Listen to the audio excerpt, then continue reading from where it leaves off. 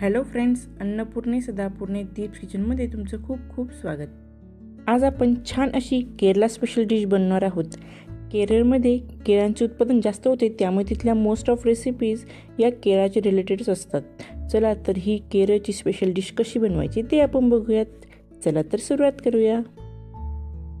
ही recipe बनवण्यासाठी इथे मी 2 ओल्या नारळाचे खोबरे किसून घेतलेले आहे.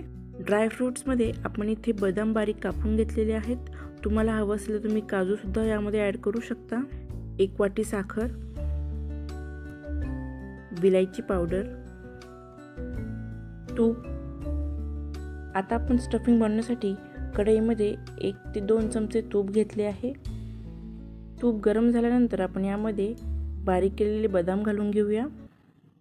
बदाम 1 मिनिट छान परतल्यावर आपण यामध्ये किसलेले ओले खोबरे घालणार आहोत. किसलेले खोबरे व्यवस्थित तुपामध्ये परतून घ्यायचे आहेत.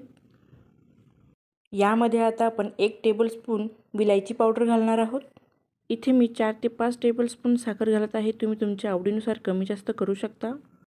व्यवस्थित मिक्स करून घेऊया. यानंतर आपण यामध्ये साखर विरघळण्यासाठी झाकण ठेवून काही वेळ शिजवणार आहोत. 4 ते 5 मिनिटे झाकण ठेवल्यानंतर उघडून तुम्ही बघितल्यावर तुम्ही बघू शकता की साखर व्यवस्थित विरघळलेली आहे व आपलं स्टफिंग पूर्णपणे तयार आहे. थंड होऊ नये म्हणून आपण यावर असेच झाकण ठेवणार आहोत.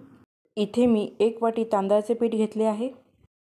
कढईमध्ये आता आपण हे तांदळाचे पीठ घालूया. 5 ते 10 मिनिटं मीडियम फ्लेमवर आपण हे तांदळाचे पीठ व्यवस्थित भाजून घेणार आहोत. तांदळाचे पीठ जर कच्चे राहिले तर ते वाफवल्यानंतर जेव्हा आपण खातो तेव्हा ते दाताला चिकटते. 5 ते 7 मिनिटं भाजल्यानंतर तांदळाच्या पिठाला छान सुगंध यायला लागतो. त्यानंतरही आपण 1-2 मिनिटे व्यवस्थित भाजून घेणार आहोत. तांदळाचे पीठ पूर्णपणे भाजून झालेले आहे. आता आपण एका प्लेटमध्ये हे पीठ काढून थंड होण्यासाठी ठेवणार आहोत. आता आपण या ठिकाणी 4 बनाना सोलून घेणार आहोत. स्मॅशरने बनाना अशा प्रकारे आपण स्मॅश करून घेणार आहोत. स्मॅशरने स्मॅश लवकर व्हावे यासाठी आपण इथे पिकलेलीच केळी घेणार आहोत. जर कच्ची केळी असेल तर ती व्यवस्थित स्मॅश होत नाहीत. अशा प्रकारे स्मॅश करून घेतल्यानंतर आपण यातले सर्व लम्प्स काढून टाकलेले आहेत. आता आपण या स्मॅश केलेल्या केळीमध्ये तांदळाचे पीठ घालणार आहोत. चवीसाठी आपण यामध्ये 1/2 टीस्पून मीठसुद्धा घातले आहे. पीठ मळताना थोडे थोडे तांदळाचे पीठ ॲड करायचे आहे. एकसोबतच सर्व ॲड करायचे नाही आहेत, त्यामुळे पीठ व्यवस्थित मळले जात नाही. अशा प्रकारे थोडेसे पीठ घेतल्यानंतर आपण पूर्णपणे ते पीठ या केळ्यामध्ये व्यवस्थित मळून घेणार आहोत.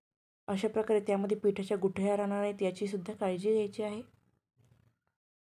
आधी टाकलेलं पीठ व्यवस्थित मिक्स झाल्यानंतरच आपण अजून तांदळाचं पीठ यामध्ये ॲड करायचं आहे. अशा प्रकारे थोडं थोडं तांदळाचं पीठ ॲड करून याचं व्यवस्थित आपण पीठ तयार करून घ्यायचं आहे. इथं आपण जी केळी वापरली आहेत त्यांची साईज वेगवेगळी असू शकते, त्यामुळे तांदळाचे पीठसुद्धा जास्त लागू शकते. यासाठी तुम्ही सेफर साईड 1च्या ऐवजी 1.5 वाटी तांदळाचं पीठ भाजून ठेवा. तुम्ही बघू शकता या प्रकारे मी इथे पिठाचा गोळा तयार करून घेतला आहे. वरतून थोडंसं तूपसुद्धा लावलेलं आहे. पीठ किती नरम आहे तुम्हाला हे यावरून कळेल. इथे आपण आता याचे बॉल्स तयार करून घेऊयात.